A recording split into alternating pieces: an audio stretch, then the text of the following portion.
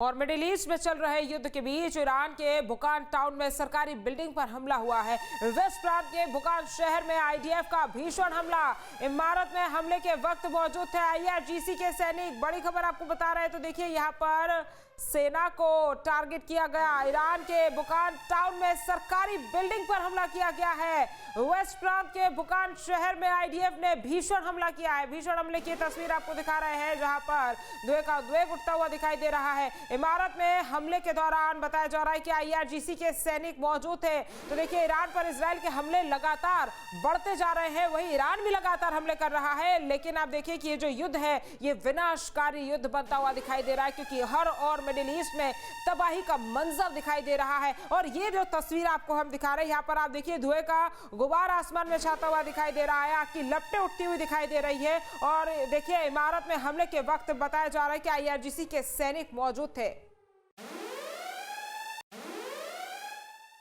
और कतर में ईरान के 2 Su-24 फाइटर जेट्स तबाह हो गए हैं। कतर के अल उदैद एयरबेस पर मार गिराए गए हैं। बड़ी खबर आपको बता रहे हैं, कतर में ईरान के 2 Su-24 फाइटर जेट्स तबाह हो गए हैं। कतर के अल उदैद एयरबेस पर उन्हें मार गिराया गया है। और ये तस्वीरें भी आपको दिखा रहे हैं, कतर से बड़ी खबर आपको बता रहे हैं। तो फिलहाल मिडिल ईस्ट में उथल पुथल मची हुई है, तबाही नजर आ रही है। और ये तस्वीर आपको कतर से दिखा रहे हैं। ईरान लगातार उन देशों पर टारगेट कर रहा है जहां पर अमेरिकी एयरबेसेस मौजूद है। और देखिए, अब एयरबेसेस को छोड़कर वो ईरान जो है वो कई और नुकसान भी तमाम देशों को पहुंचाता हुआ दिखाई दे रहा है। और यही वजह है कि कतर में ईरान के 2 Su-24 फाइटर जेट्स तबाह हो गए हैं और कतर के अल उदैद एयरबेस पर उन्हें मार गिराया गया है।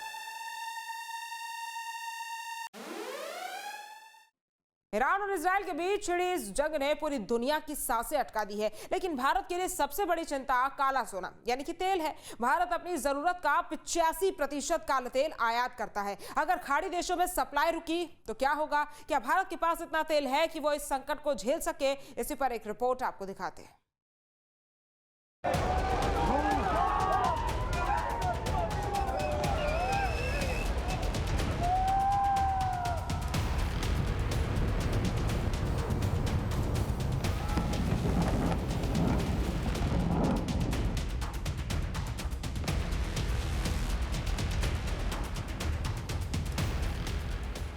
स्टेट ऑफ हॉर्मुज ठप पड़ने से भारत पर होगा कितना असर?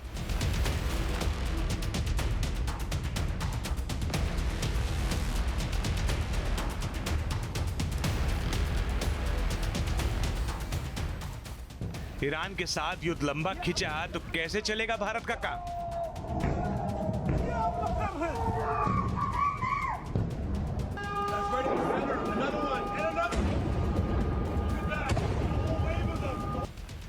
भारत के पास कितने हफ्तों का बचा है तेल भंडार?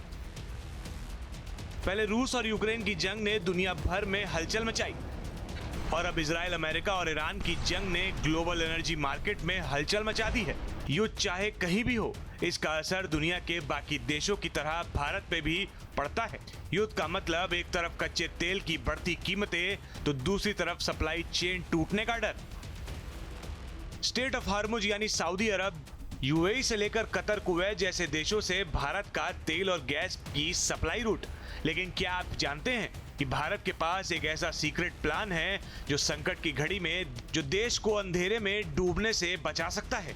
इसे कहते हैं स्ट्रैटेजिक पेट्रोलियम रिजर्व यानी रणनीतिक तेल भंडार। भारत के पास कच्चे तेल का 25 दिनों का स्टॉक है।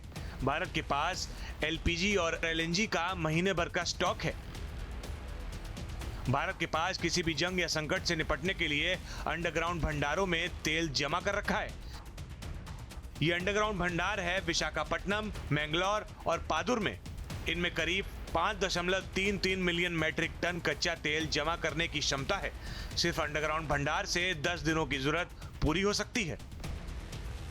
पेट्रोलियम मंत्री हरदीप सिंह पुरी ने पिछले महीने कहा था, अगर हम अपने रणनीतिक भंडार, रिफाइनरी स्टॉक और बंदरगाहों पर मौजूद कच्चे तेल को मिला दें, भारत के पास कुल 74 दिनों का बैकअप उपलब्ध है। भारत मिशन समुद्र मंथन के जरिए इसे 90 दिन तक ले जाने पर काम कर रहा है। भारत कच्चे तेल के आयात का करीब 50% हर दिन हॉर्मुज स्ट्रेट से करता है। ये तेल इराक, सऊदी अरब, यूएई और कुवैत से आता है। तेल के अलावा घरेलू गैस सिलेंडरों वाली एलपीजी गैस और एलएनजी इसी रूट से आती है, खासकर कतर से। एनर्जी मार्केट एनालिसिस फर्म कैपलर का कहना है कि भारत हर दिन 50 लाख बैरल कच्चा तेल आयात करता है। इनमें से करीब 25 लाख बैरल तेल रोजाना हॉर्मुज स्ट्रेट के रूट से आता है। भारत के पास करीब 10 करोड़ बैरल कच्चे तेल का भंडार है। इसमें रिफाइनरी स्टॉक, भूमिगत रणनीतिक पेट्रोलियम भंडार और देश की ओर आ रहे जहाजों का तेल शामिल है। अगर मिडिल ईस्ट से तेल सप्लाई रुकती है तो इसका तुरंत असर सप्लाई और कीमतों पर पड़ेगा, लेकिन भारत के पास रिफाइनरी भंडार इतना है कि कुछ दिनों तक इस दबाव को आसानी से रोका जा सकता है। इसलिए फिलहाल हम भारतीयों के लिए चिंता की कोई बात नहीं है। इसके बावजूद कुछ जगहों पर तेल को लेकर अफवाहें फैली हैं।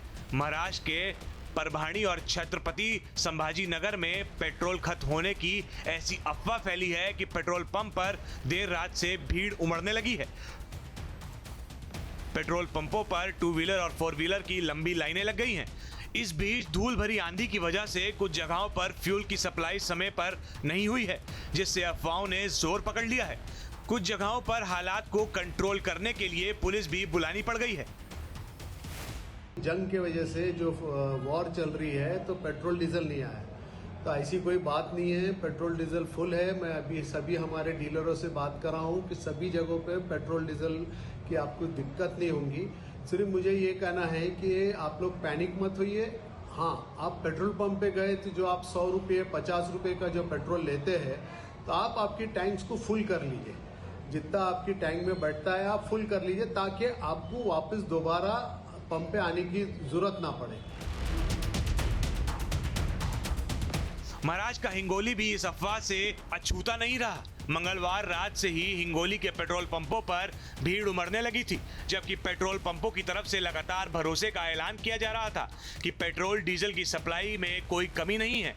इसके बावजूद लोग समझने को तैयार नहीं थे।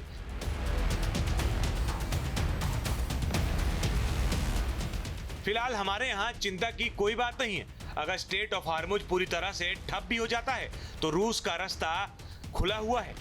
लबोलुआब ये है कि ईरान और इजराइल की जंग चाहे कितनी भी लंबी खींचे, भारत की सड़कों पर गाड़ियां नहीं रुकेंगी। भारत की ये तेल के किले हमारी अर्थव्यवस्था की ढाल हैं। सरकार की योजना और भविष्य की तैयारी ये सुनिश्चित करती है कि ब्लैक गोल्ड यानी कच्चे तेल की कमी भारत के विकास की रफ्तार को धीमे नहीं होने देगी। आपके मोबाइल पर तुरंत आएगी ब्रेकिंग न्यूज। स्क्रीन पर सबसे पहले दिखेगी बड़ी खबर। देश दुनिया की हर खबर एक जगह। अब आपके मोबाइल पर तुरंत फटाफट इंस्टॉल कीजिए न्यूज नेशन ऐप और रखिए खुद को अपडेट।